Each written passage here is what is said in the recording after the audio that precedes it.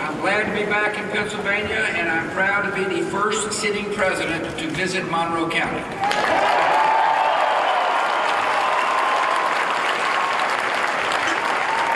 Especially pleased to see so many military veterans with us today. Those who have risked their lives for our freedom have the respect and gratitude of our nation on Veterans Day and on every day.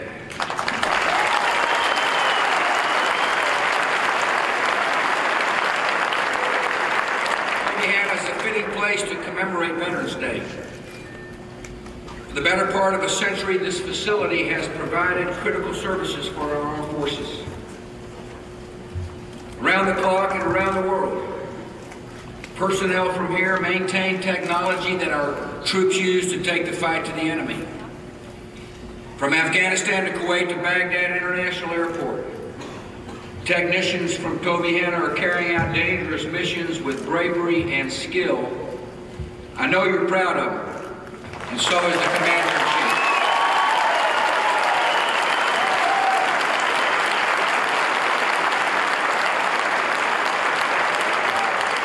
Tobyhanna is also home to a thriving community of military families. Your support for those who wear the uniform and your support of each other through difficult times brings great pride to our country. The American people stand with our military families. I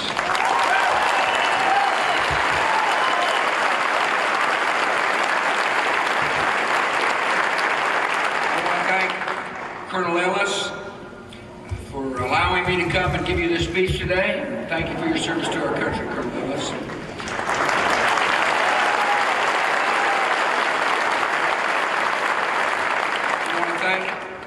Senator Specter and Congressman Kanjorski and Congressman Sherwood for joining us today. It's good to have them on Air Force One. I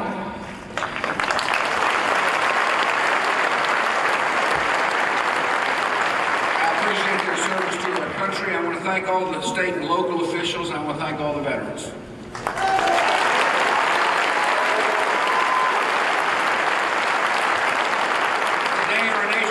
Tribute to those veterans, 25 million veterans who have worn the uniform of the United States of America.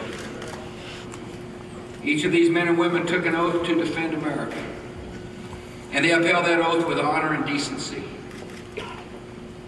Through the generations, they have humbled dictators and liberated continents and set a standard of courage and idealism for the entire world.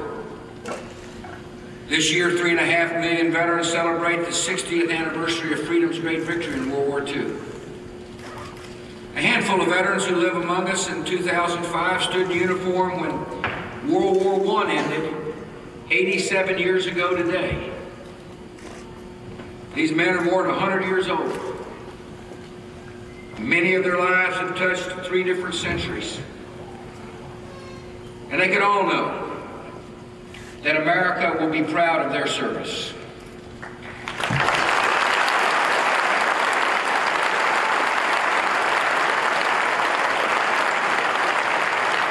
On Veterans Day, we also remember the troops who left America's shores but did not live to be thanked as veterans. On this Veterans Day, we honor the courage of those who are lost in our current struggle. We think of the families who lost a loved one. We pray for their comfort. And we remember the men and women in uniform whose fate is still undetermined. Our prisoners of war and those missing in action. America must never forget their courage. And we will not stop searching until we have accounted for every soldier and sailor and airman and Marine missing in the line of duty.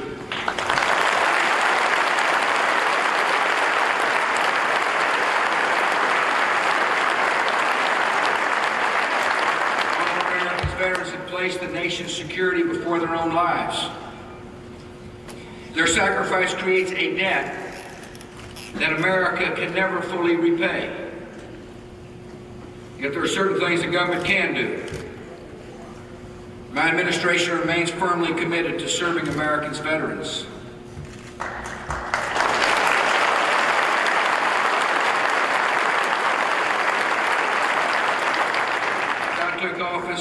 administration has increased spending for veterans by $24 billion, an increase of 53%.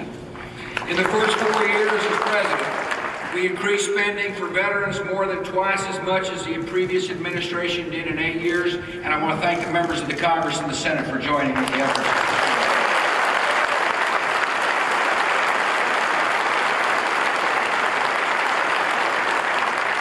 Increased the VA's medical care budget by 51%, increased total outpatient visits, increased the number of prescriptions filled, and reduced the backlog of disability claims.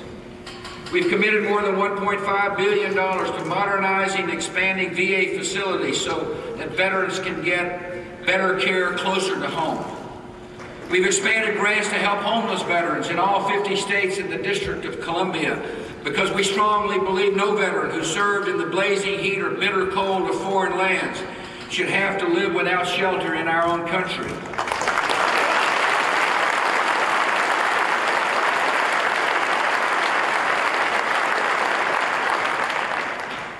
I've joined with the veterans groups to call on Congress to protect the flag of the United States and the Constitution of the United States.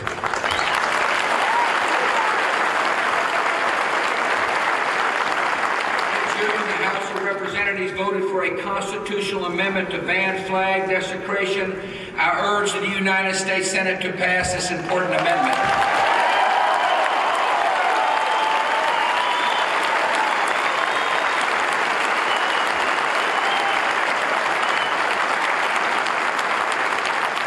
This hour, a new generation of Americans is defending our flag and our freedom in the first war of the 21st century. The war came to our shores on September the 11th, 2001. That morning we saw the destruction that terrorists intend for our nation. We know that they want to strike again. And our nation has made a clear choice. We will confront this mortal danger to all humanity. We will not tire or rest until the war on terror is won.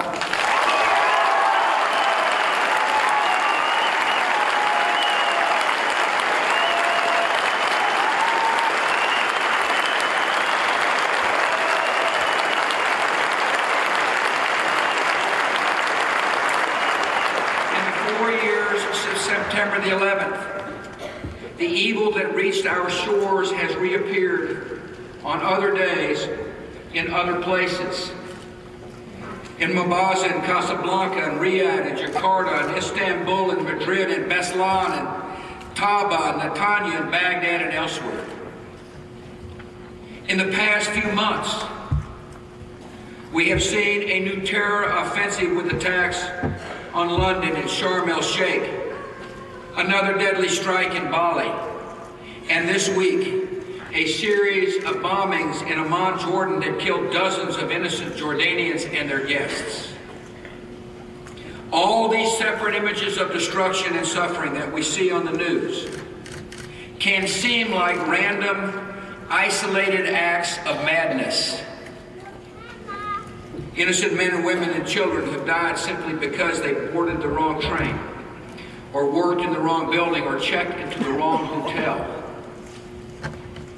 Yet while the killers choose their victims indiscriminately, their attacks serve a clear and focused ideology, a set of beliefs and goals that are evil, but not insane.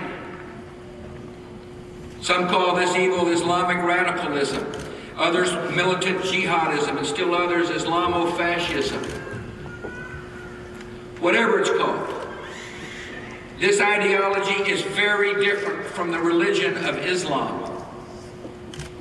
This form of radicalism exploits Islam to serve a violent political vision, the establishment by terrorism, subversion, and insurgency of a totalitarian empire that denies all political and religious freedom. These extremists distort the idea of jihad into a call for terrorist murder against Christians and Hindus and Jews and against Muslims themselves who do not share their radical vision. Many militants are part of a global borderless terrorist organization like Al-Qaeda, which spreads propaganda and provides financing and technical assistance to local extremists and conducts dramatic and brutal operations like the attacks of September the 11th. Other militants are found in regional groups, often associated with Al-Qaeda. Paramilitary insurgencies and separatist movements in places like Somalia, the Philippines, Pakistan, Chechnya, Kashmir, and Algeria. Still others spring up in local cells inspired by Islamic radicalism, but not centrally directed. Islamic radicalism is more like a loose network with many branches than an army under a single command. Yet these operatives fighting on scattered battlefields share a similar ideology and vision for our world. We know the vision of the radicals because they have openly stated it in videos and audio tapes and letters and declarations and on websites. First, these extremists want to end American and Western influence in the broader Middle East because we stand for democracy and peace and stand in the way of their ambitions. Al-Qaeda's leader Osama bin Laden has called on Muslims to dedicate, quote, their resources, their sons, and money to driving the infidels out of our lands. The tactics of Al-Qaeda and other Islamic extremists have been consistent for a quarter of a century. They hit us, and they expect us to run. Last month, the world learned of a letter written by Al-Qaeda's number 2 man, a guy named Zawahiri. And he wrote this letter to his chief deputy in Iraq, the terrorist Zarqawi. In it, Zawahiri points to the Vietnam War as a model for Al-Qaeda. This is what he said. The aftermath of the collapse of American power in Vietnam and how they ran and left their agents is noteworthy. The terrorists witnessed a similar response after the attacks of American troops in Beirut in 1983 and Mogadishu in 1993. They believe that America can be made to run again, only this time on a larger scale, with greater consequences. Secondly, the militant network wants to use the vacuum created by an American retreat to gain control of a country, a base from which to launch attacks and conduct their war against non-radical Muslim governments. For the past few decades, radicals have specifically targeted Egypt and Saudi Arabia and Pakistan and Jordan for potential takeover. They achieved their goal for a time in Afghanistan. And now they've set their sights on Iraq. In his recent letter, Zawahiri writes that Al-Qaeda views Iraq as, quote, the place of the greatest battle. The terrorists regard Iraq as a central front in their war against humanity. We must recognize Iraq as a central front in our war against the terrorists.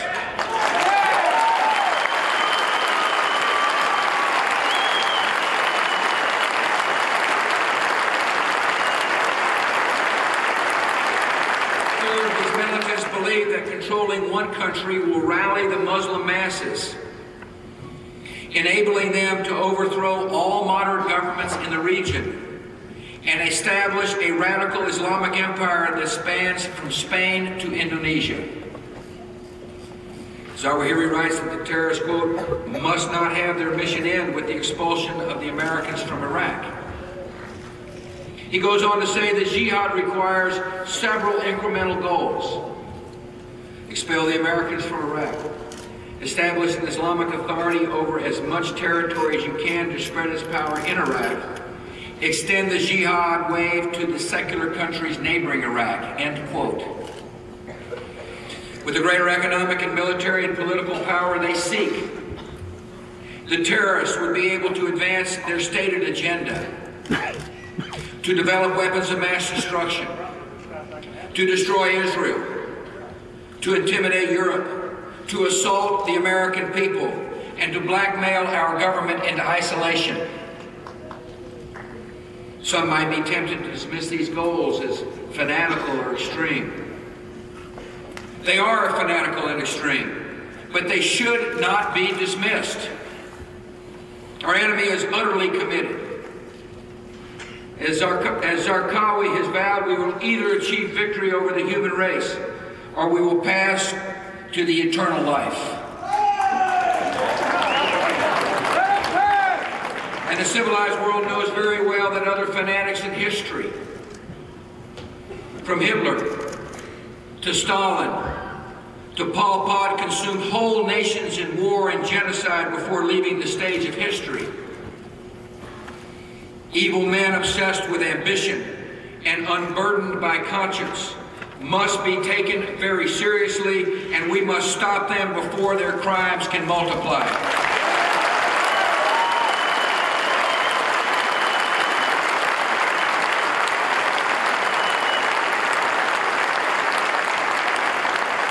Feeding the militant network is difficult because it thrives like a parasite on the suffering and frustration of others. The radicals exploit local conflicts to build a culture of victimization in which someone else is always to blame, and violence is always the solution. They exploit resentful and disillusioned young men and women, recruiting them through radical mosques as pawns of terror. And they exploit modern technology to multiply their destructive power. Instead of attending faraway training camps, recruits can now access online training libraries to learn how to build a roadside bomb or fire a rocket-propelled grenade. And this further spreads the threat of violence, even within peaceful democratic societies.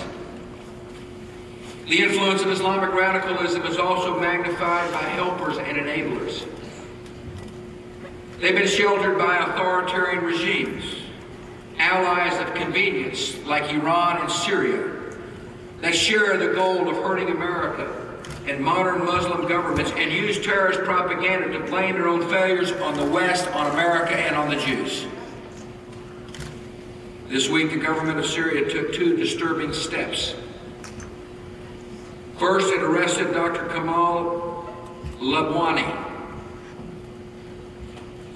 for serving as an advocate for democratic reform.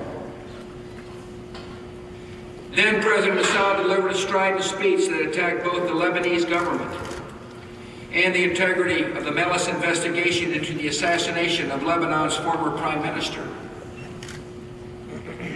The government of Syria must do what the international community has demanded: cooperate fully with the Melis investigation and stop trying to intimidate and destabilize the Lebanese government. The government of Syria must stop exporting violence and start importing democracy.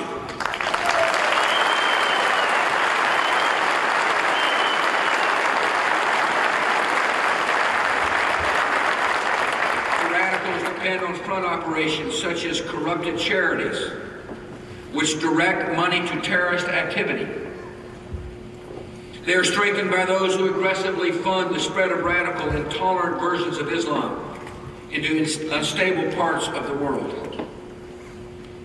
The militants are aided as well by elements of the Arab news media that incite hatred and anti-Semitism, that feed conspiracy theories, and speak of a so-called American war on Islam, with seldom a word about American action to protect Muslims in Afghanistan and Bosnia and Somalia and Kosovo and Kuwait and Iraq, or seldom a word about our generous assistance to Muslims recovering from natural disasters in places like Indonesia and Pakistan.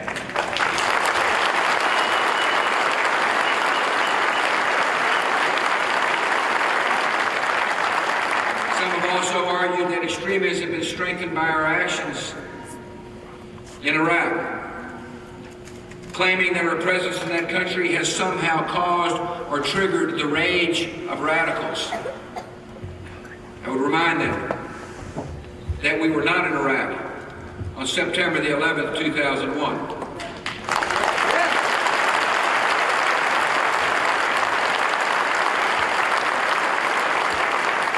The hatred of the radicals existed before Iraq was an issue, and it will exist after Iraq is no longer an excuse.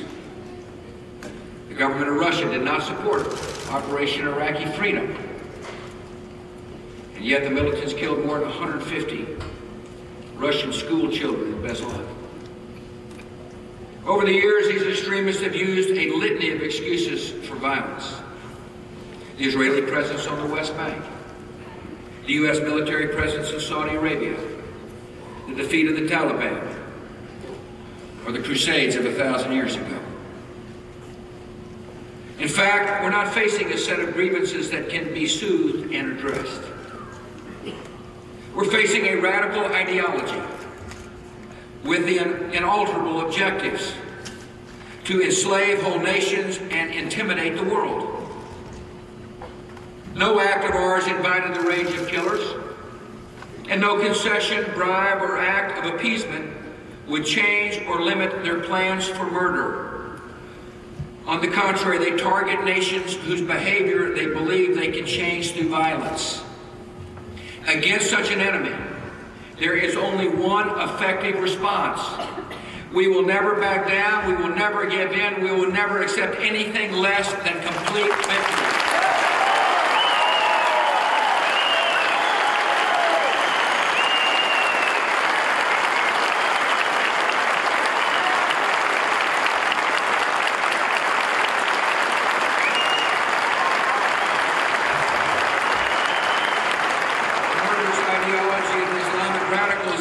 Challenge of our new century. Yet in many ways this fight resembles the struggle against communism in the last century. Like the ideology of communism, Islamic radicalism is elitist, led by a self-appointed vanguard that presumes to speak for the Muslim masses. Bin Laden says his own role is to tell Muslims, quote, what is good for them and what is not. What this man who grew up in wealth and privilege considers good for poor Muslims is that they become killers and suicide bombers. He assures them that this is the road to paradise, though he never offers to go along for the ride.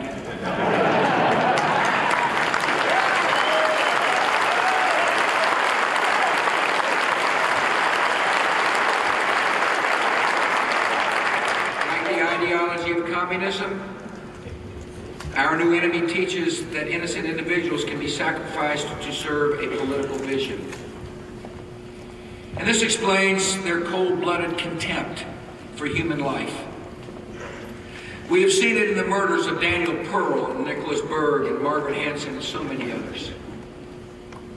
In a courtroom in the Netherlands, the killer of Theo van Gogh turned to the victim's grieving mother and said, I don't feel your pain because I believe you're an infidel. And in spite of this veneer of religious rhetoric, most of the victims claimed by the militants are fellow Muslims. Recently in the town of Huwadar, Iraq, a terrorist detonated a pickup truck parked along a busy street lined with restaurants and shops, just as residents were gathering to break the day-long fast observed during Ramadan. The explosion killed at least 25 people and wounded 34. When unsuspecting Muslims breaking their Ramadan fast are targeted for death, or 25 Iraqi children are killed in a bombing, or Iraqi teachers are executed at their school, this is murder, pure and simple. The total rejection of justice and honor and morality and religion.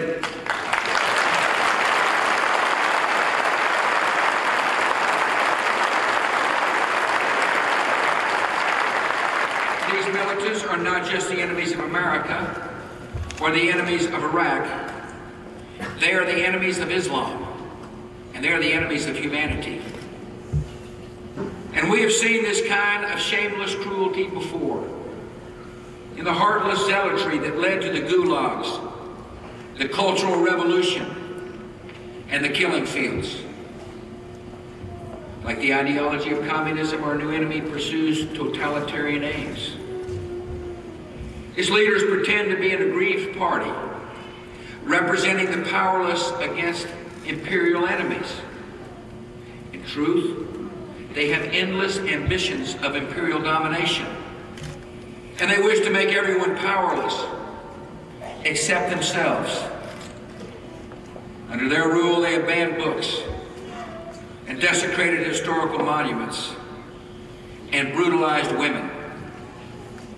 They seek to end dissent in every form, to control every aspect of life, to rule the soul itself. While promising a future of justice and holiness, the terrorists are preparing a future of oppression and misery.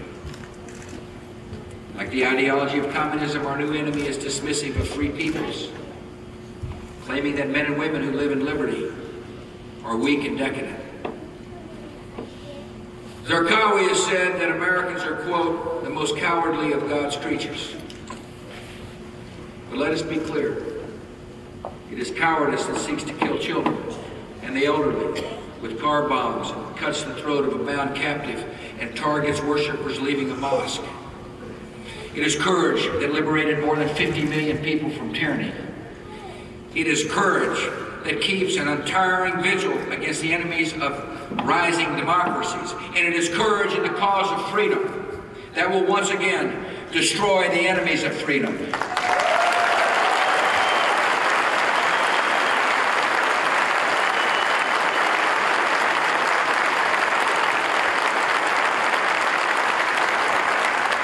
And Islamic radicalism, like the ideology of communism, contains inherent contradictions that doom it to failure. By fearing freedom, by distrusting human creativity and punishing change and limiting the contributions of half a population, this ideology undermines the very qualities that make human progress possible and human society successful. The only thing modern about the militants' vision is the weapons they want to use against us. The rest of their grim vision is defined by a warped image of the past, a declaration of war on the idea of progress itself. And whatever lies ahead in the war against this ideology, the outcome is not in doubt. Those who despise freedom and progress have condemned themselves to isolation and decline and collapse. Because free peoples believe in the future, free peoples will own the future.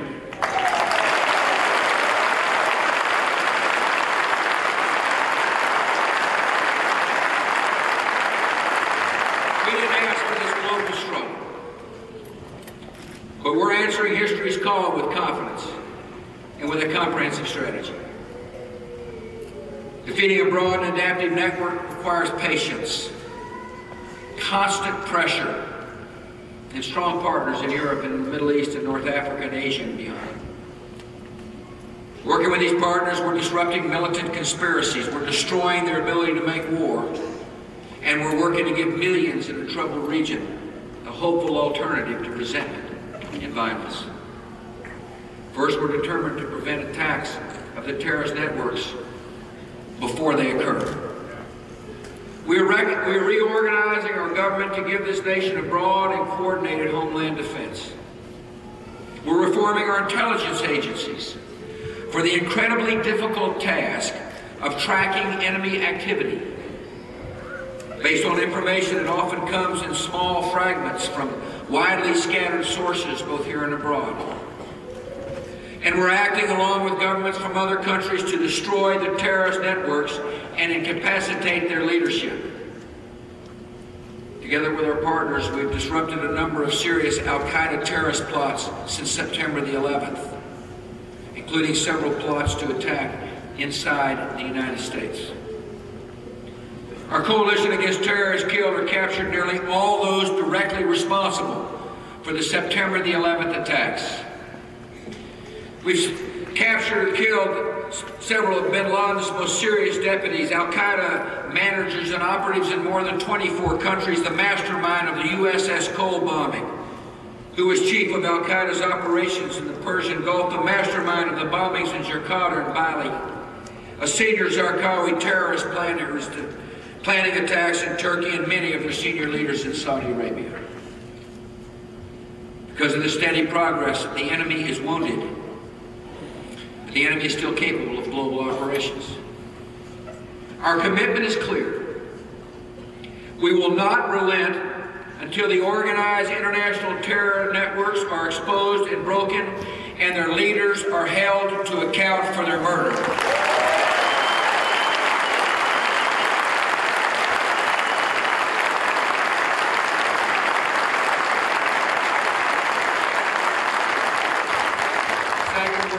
To deny weapons of mass destruction to outlaw regimes and to their terrorist allies who would use them without hesitation.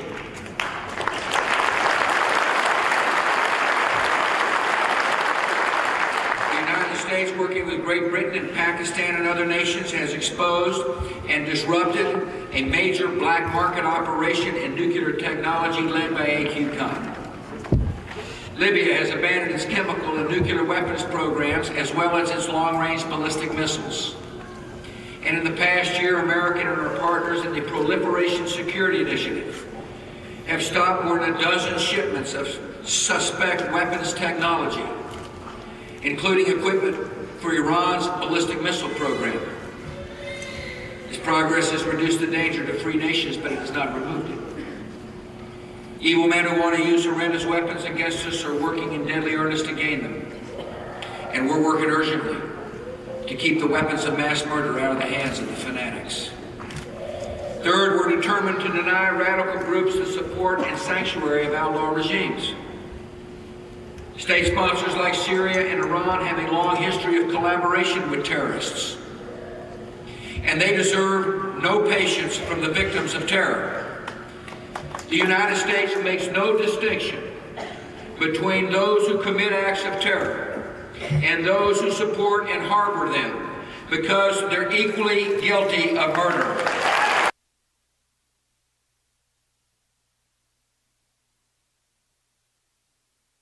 Remember this blue curtain, because you'll see that in the background of the pictures.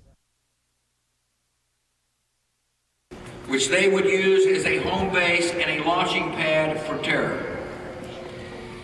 This mission has brought new and urgent responsibilities to our armed forces. American troops are fighting beside Afghan partners and against remnants of the Taliban and their al-Qaeda allies. We're working with President Musharraf to oppose and isolate the militants in Pakistan. We're fighting the regime remnants and terrorists in Iraq. The terrorist goal is to overthrow a rising democracy, claim a strategic country as a haven for terror, destabilize the Middle East, and strike America and other free nations with increasing violence. Our goal is to defeat the terrorists and their allies at the heart of their power, so we will defeat the enemy in Iraq.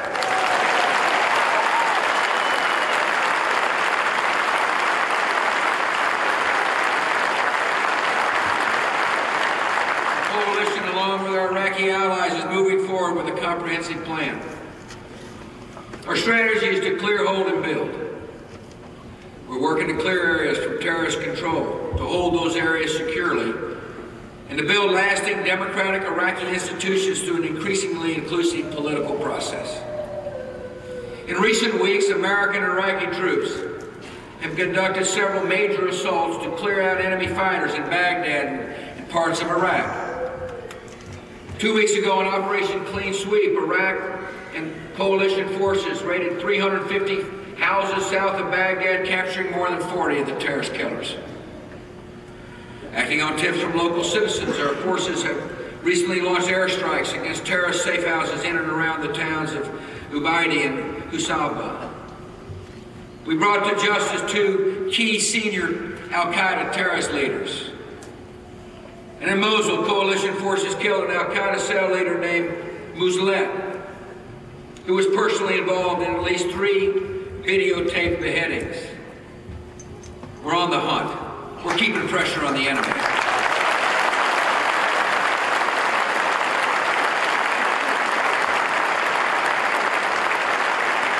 And thousands of Iraqi forces have been participating in these operations.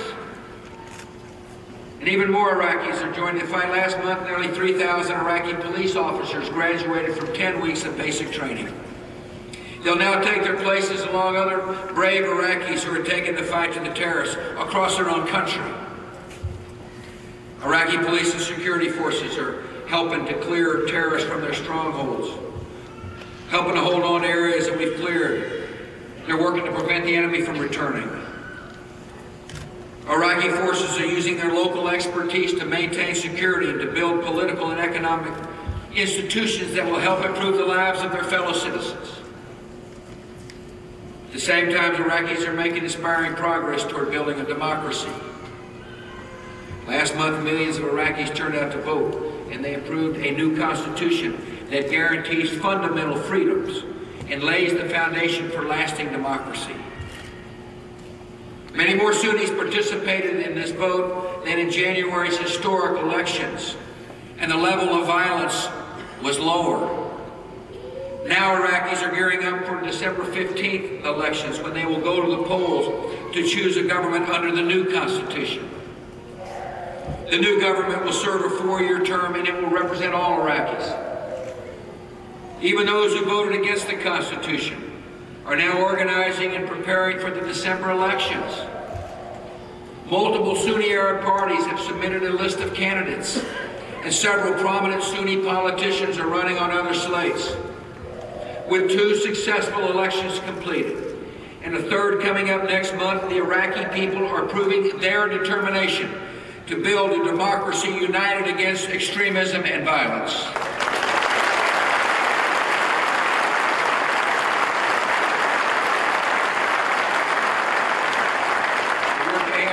Great risk for Iraqis and for American and coalition forces.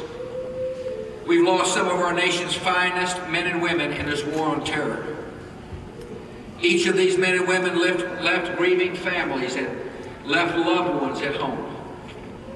Each of these patriots left a legacy that will allow generations of fellow Americans to enjoy the blessings of liberty.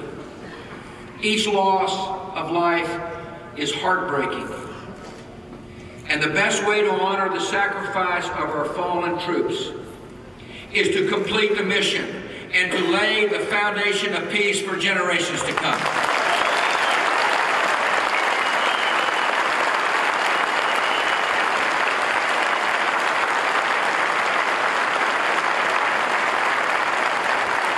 The terrorists are as brutal an enemy as we've ever faced, unconstrained by any notion of our common humanity or by the rules of warfare. No one should underestimate the difficulties ahead, nor should they overlook the advantages we bring to this fight. Some observers look at the job ahead and adopt a self-defeating pessimism. It is not justified. With every random bombing, with every funeral of a child, it becomes more clear that the extremists are not patriots or resistance fighters. They're murderers at war with the Iraqi people themselves. In contrast, the elected leaders of Iraq are proving to be strong and steadfast. By any standard or precedent of history, Iraq has made incredible political progress, from tyranny to liberation to national elections to the ratification of a constitution in the space of 2.5 years.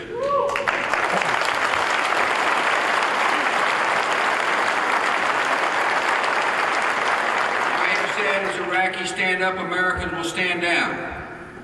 And with our help, the Iraqi military is gaining new capabilities and new confidence with each passing month.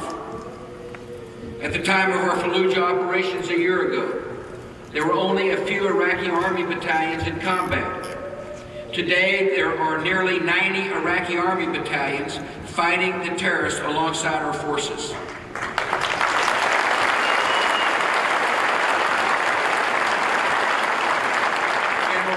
Petraeus says Iraqis are in the fight.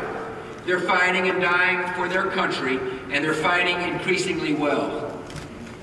This progress is not easy, but it is steady.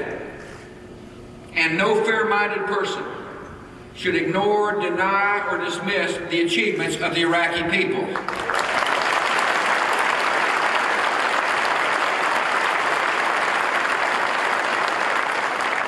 And our debate at home must also be fair-minded. One of the hallmarks of a free society And what makes our country strong is that our political leaders can discuss their differences openly, even in times of war. When I made the decision to remove Saddam Hussein from power, Congress approved it with strong bipartisan support. I also recognize that some of our fellow citizens and elected officials didn't support the liberation of Iraq. And that is their right, and I respect it. As President and Commander-in-Chief, I accept the responsibilities and the criticisms and the consequences that come with such a solemn decision. While it's perfectly legitimate to criticize my decision or the conduct of the war, it is deeply irresponsible to rewrite the history of how that war began.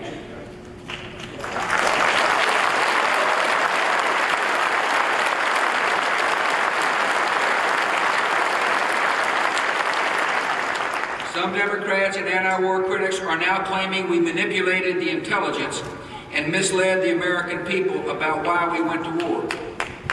These critics are fully aware that a bipartisan Senate investigation found no evidence of political pressure to change the intelligence community's judgments related to Iraq's weapons programs.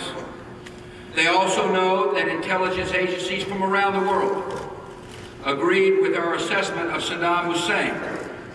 They know the United Nations passed more than a dozen resolutions citing his development and possession of weapons of mass destruction.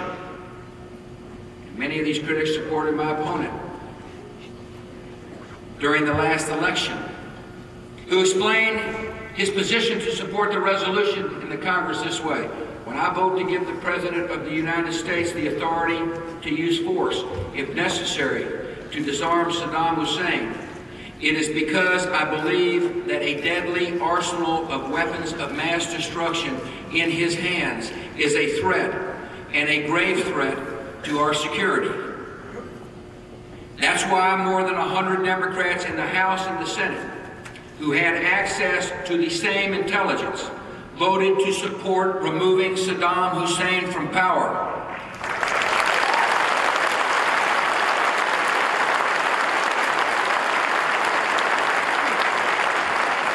The stakes in the global war on terror are too high, and the national interest is too important for politicians to throw out false charges.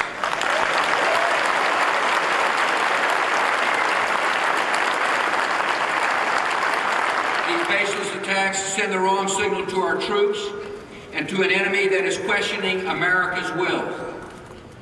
As our troops fight a ruthless enemy determined to destroy our way of life, they deserve to know that their elected leaders who voted to send them to war continue to stand behind them.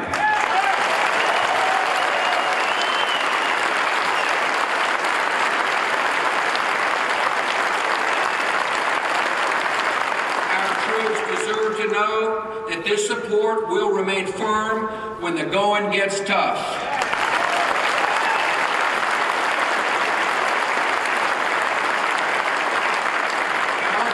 Deserve to know that whatever our differences in Washington, our will is strong, our nation is united, and we will settle for nothing less than victory. The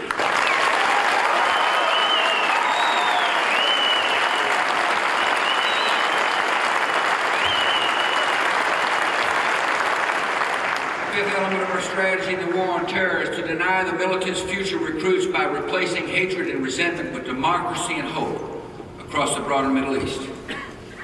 This is difficult, and it's a long-term project, yet there's no alternative to it. Our future and the future of the region are linked.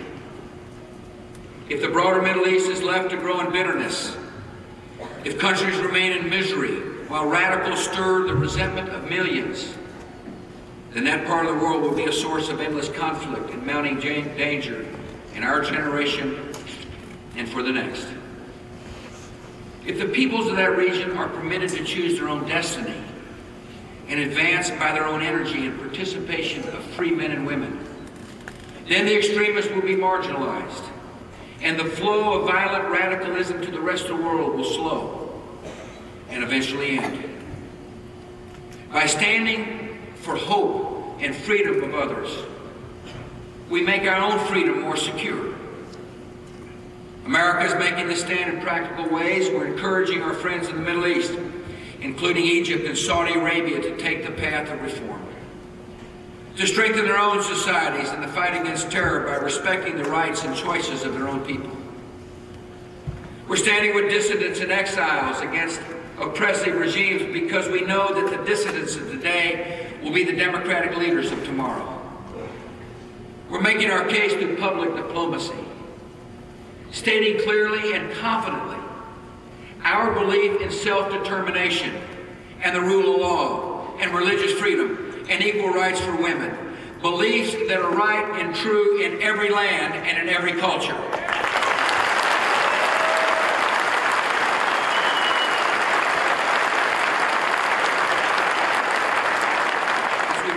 To confront radicalism and to protect the United States, we know that a lot of vital work will be done within the Islamic world itself.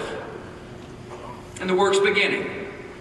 Many Muslim scholars have already publicly condemned terrorism, often citing chapter 5, verse 32 of the Quran, which states that killing an innocent human being is like killing all of humanity, and saving the life of one person is like saving all humanity.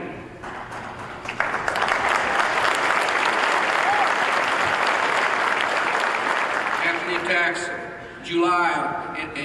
on July 7th in London, an imam in the United Arab Emirates declared, "Whoever does such a thing is not a Muslim nor a religious person." The time has come for responsible Islamic leaders to join in denouncing an ideology that exploits Islam for political ends and defiles a noble faith.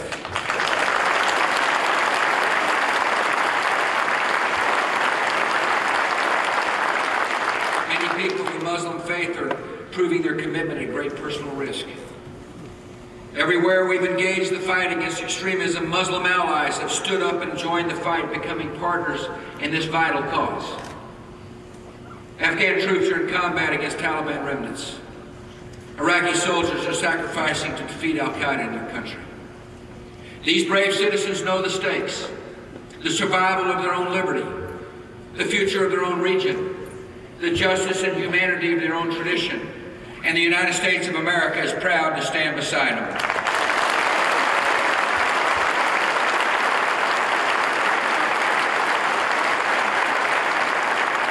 With the rise of a deadly enemy and the unfolding of a global ideological struggle, our time in history will be remembered for new challenges and unprecedented dangers. And yet this fight we have joined is also the current expression of an ancient struggle between those who put their faith in dictators and those who put their faith in the people. Throughout history, tyrants and would-be tyrants have always claimed that murder is justified to serve their grand vision, and they end up alienating decent people across the globe. Tyrants and would-be tyrants have always claimed that regimented societies are strong and pure, until those societies collapse in corruption and decay. Tyrants and would-be tyrants have always claimed that free men and women are weak and decadent, until the day that free men and women defeat them. We don't know the course of our own struggle will take or the sacrifices that might lie ahead. We do know, however, that the defense of freedom is worth our sacrifice. We do know the love of freedom is the mightiest force of history, and we do know the cause of freedom will once again prevail.